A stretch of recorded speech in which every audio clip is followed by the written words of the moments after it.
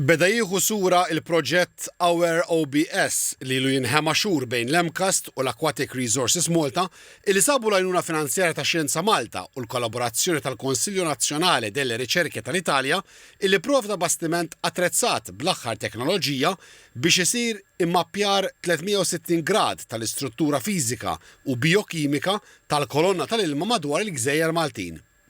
It-tamir li għandu l-bastiment Gaia Blue għandu jipprovdi tarif dettaljat tad-dinamiċi tal-baħar u rabtiet tagħhom mal-ekosistemi kostali, kif spjega l-professur Aldo Drago, investigatur ewlieni tal-proġett.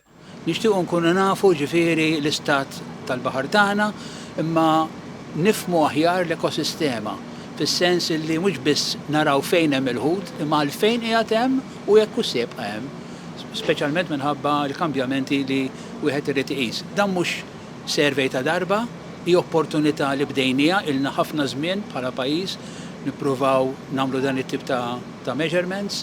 Irridu nkomplu nagħmluhom fuq medda ta' żmien regolari.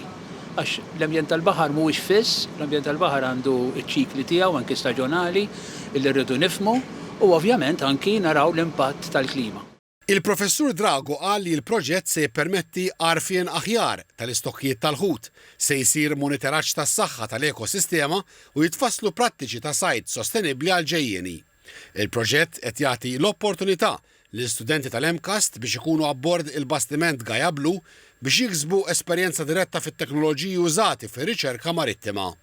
Fi żjara abbord il-bastiment, is-Segretarju Parlamentari għas-Sajd Alicia Buġeja Sajd qalet li bħala gżira huwa kruċjali li jsir investiment f'informazzjoni tajba li sservi ta' gwida għad-deċiżjonijiet li jittieħdu dwar is-sajd, l-akwakultura u l-konservazzjoni tal-ambjent marittimu.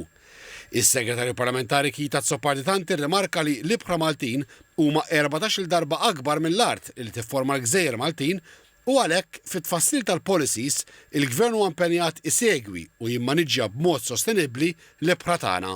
Wara l-fehma li dan il-proġett se jgħin mhux ftit biex jinbena l-għarfien meħtieġ dwar sajd sostenibbli u komunitajiet aktar b'saħħithom.